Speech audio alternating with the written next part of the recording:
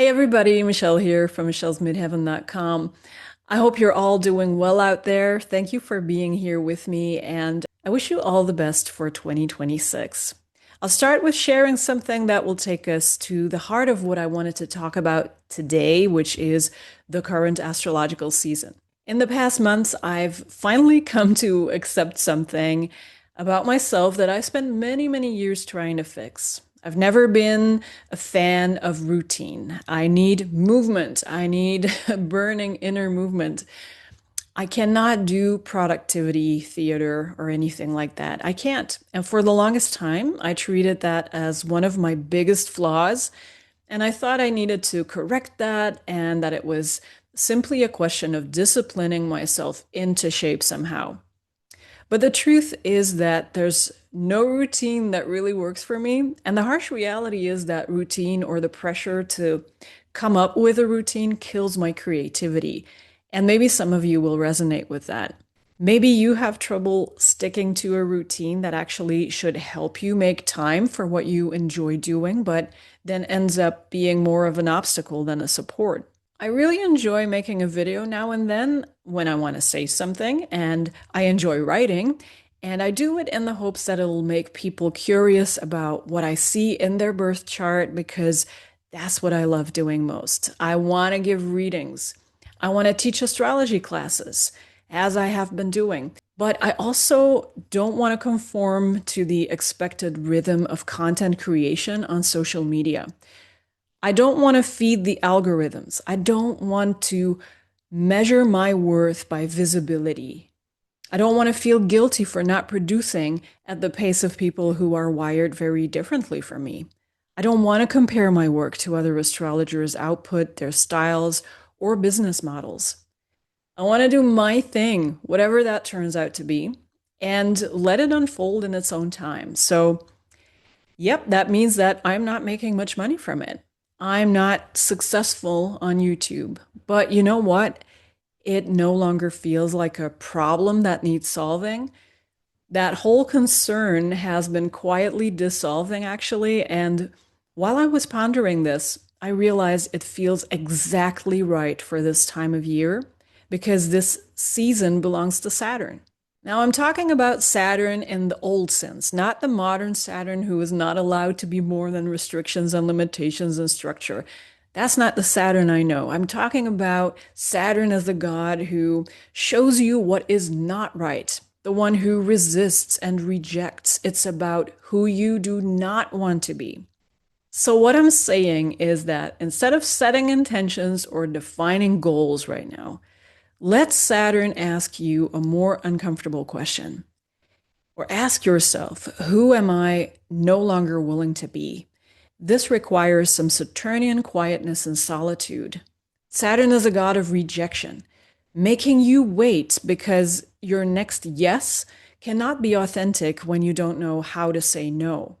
So I don't see this time of the year as a good time to set intentions or any great resolutions. And it's probably the reason why most of us fail miserably at keeping up with whatever we imagine we should be doing at this time. We have to remind ourselves that we're still in the dark range of the zodiac. The light is gradually returning, but we're definitely not there yet. So, of course, things are not clear. It's okay if you don't know where you're going. It's not that you lack discipline. You've got to make sure that you're not skipping an important step, or rather, an important phase of standing still just a little bit longer. Long enough to first say no to a couple of things. And don't think of it as procrastination either. What matters is that you keep it real. This is Capricorn season, and Capricorn is, of course, ruled by Saturn, but Mars is Capricorn's exaltation ruler, and Mars is currently located in Capricorn.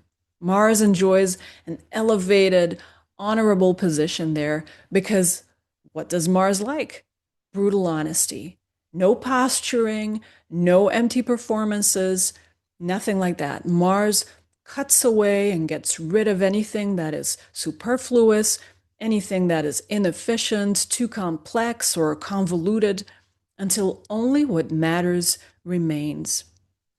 Mars and Saturn are malefic planets for a reason. They remove obstacles to clear the path for you. But clearing the path also means destruction, right? Mars and Saturn destroy. Destruction and decay are necessary. It is preparation, and preparation is half the work.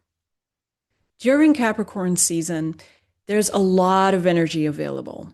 We certainly can get started on whatever we like because the current stellium in Capricorn is very dynamic, very powerful. There's plenty of energy to tap into, but Saturn is still going to have the final word or the final question, asking you to what end you're using up this energy. In other words, are you using all this Capricornian energy responsibly? Because there's a darker side to this earthy power and productivity. You know, you can keep climbing indefinitely. You can keep building something that looks impressive, but maybe what you're doing has nothing to do with your actual sense of purpose. And if that's the case, then there's a good chance that you're on your way to burning yourself out. If you want to improve your well being, if you want to be of real service to others, if you want to take responsibility for the work that is genuinely yours, then blind perseverance is not the answer. You've got to be honest, you've got to be real. Capricorn is a tropical or cardinal sign, so it marks a turning point. Planets in Capricorn can act as pivots. But no real transition can happen without clearing the ground first. Double-bodied or mutable Sagittarius announces a transition, but the actual turning point is born out of Capricorn's hard work. Something is ending and loosening its grip, and we're in that pivotal phase right now where you can cling to what you think is right, or you can pay very close attention to what's happening around you and inside of you, always in the here and now, so that you don't miss any important clues that could lead to something much better. In the end, it's really up to you. And astrology at its best isn't there to scare you about the future. For me, at least, it's here to help you listen. Listen to time, to reality, to the atmosphere, as every moment has a new flavor. To listen to others, but also to yourself, so that you don't waste your life trying to become someone you were never meant to be. A triple conjunction of the Sun, Venus, and Mars is in the making, so there's our promise of new beginnings. But don't feel forced to decide, or don't feel worried if things are not clear just yet. Serious improvements take time, and things will start moving faster soon enough, and I'll probably talk about that later. But in the meantime, I want to thank you for listening. Don't forget to like and subscribe, and most of all, don't forget to enjoy your day.